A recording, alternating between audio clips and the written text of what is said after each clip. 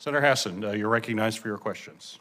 Well, thanks, Senator Peters. I want to thank you for having this hearing, and I really want to thank the witnesses not only for being here today, but for the work that you do and for the teams that you lead. So I hope you will send our thanks back to your teams as well. And I really have kind of a series of follow-up questions because my questions are quite similar to Senator Peters. As he mentioned, recently, FBI Director Wray told this committee that domestic violent extremism remains the most persistent terrorist threat to Homeland Security.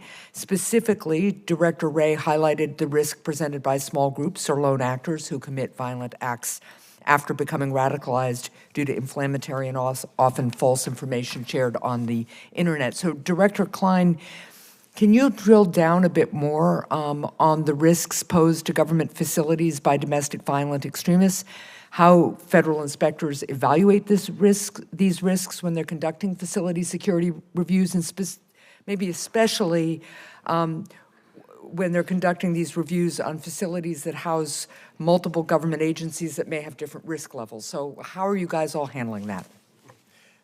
Thank you, Senator Hassan. It's a great question, and it is an issue that we think about every day. With not only the domestic violent extremism, but also the lone actors. A number of the agencies that we protect provide services to citizens of the United States. And there are times when those services may be, when someone applies for a benefit, it may be reduced or denied. And people become upset about that. That's the majority of the threats we receive, either telephonically, emailed, some are in person, and some are mailed through the snail mail. So we are focused on this every day. Now, as far as the security countermeasure recommendations, you know, it's all based on the facility security level. It's a level 1 through 5. The 5s are the highest risk facilities, the 1s are the lowest. And then the countermeasures that we're recommending, based on ISC standards, based on the risk management process, are to get them to that necessary level of protection. Whether it's from a DBE, from a lone actor, whatever it may be, it's to protect those people that are inside that facility. But when you have agencies that might, if they were in separate facilities, have different risk levels, how are they being asked to share that risk? You know, you're protecting for the highest risk entity, right? Right. Yes, ma'am. So that is a good question that we hear a lot from the agencies. So a multi-tenant facility might be 5 to 10 different agencies in a facility, sometimes 20. And some of those agencies may be more public-facing, more threatened than other agencies in the building. And the tenants of the agency will tell our folks and the Facility Security Committee, like, it's their fault. You know, that's why we're level 4, is because they're here. Maybe if they would move. But that's not the process we use. We're looking at everyone in the building. What's the iconic value of the building, of the agencies that are in the building? What kind of work do they do? And then that's how we determine the facility security level in coordination with the FSC, but also the countermeasure recommendations that are put in place. Okay. Well, I appreciate that. I also wanted to follow up with you, Director Klein, on the issue of reauthorizing DHS's authority to counter threats posed by drones or unmanned aerial systems.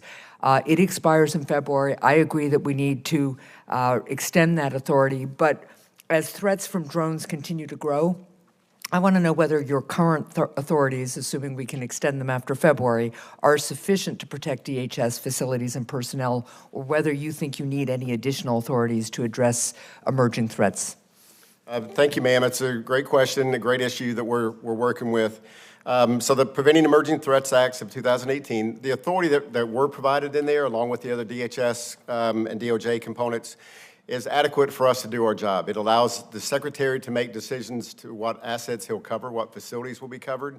We have a number of other facilities we are planning to cover in the future. Right now it's St. Elizabeth's, the DHS headquarters, 24 hours a day. And then that mobile system I mentioned that we have the ability to move to other places based on the threat levels. But what we have currently in the legislation is adequate for FPS. I can't speak on CBP, Coast Guard, or the Secret Service. Sure, okay, I appreciate that. So, Mr. Brewer and Director Klein, this question goes to both of you. and it's really based on something that Mr. Maroney has testified to. Federal agencies, as we've talked about, failed to implement most of the 32,000 security recommendations made by the FPS from 2017 to 2023. Agencies failed to even respond to more than half of the recommendations, and according to GAO, they implemented fewer than 1,800 of the recommendations made during the period. Is there any record of who specifically at any agency or on a facility security committee determines which recommendations will be implemented? And the kind of follow-up to that is, who's responsible for the decision that a facility will accept a certain level of risk and not implement a recommendation? So, Mr. Brewer, we'll start with you. Well, begin with at the facility level. If it's a multi-tenant facility, then it's the Facility Security Committee. And the chair of that typically is the one that has the most square footage with respect to that facility. At the agency level, this is where we totally embrace the new executive order that came out on Monday, because it designates a senior official for that agency to ensure the implementation of the executive order. And that is a piece in the governance structure that we have not had and we have needed.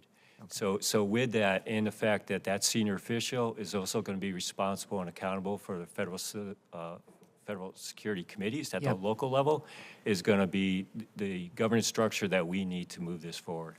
Thank you. Director Klein, anything you'd like to add? Thank you, ma'am. We use an assessment tool. It's a computer-based assessment tool that our inspectors use when they go out to do their facility security assessments. And the time frame ranges anywhere from a couple of days for a small facility to a month for a large facility.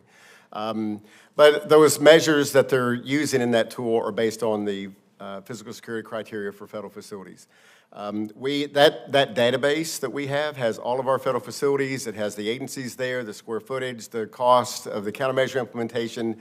So we have that information, the details of what information is available. We could work with your staff to determine what you need, and we can get it to you. I think what we're trying to get at in a constructive way is who makes these determinations? What does it mean to be the person at an agency who, quote, accepts the risk because they're not implementing certain recommendations? And I think we want to drill down on that a little bit. I am out of time, so I will follow up with you in writing about that. But thank you all again for your work. Thank you, ma'am. Thank you, Senator.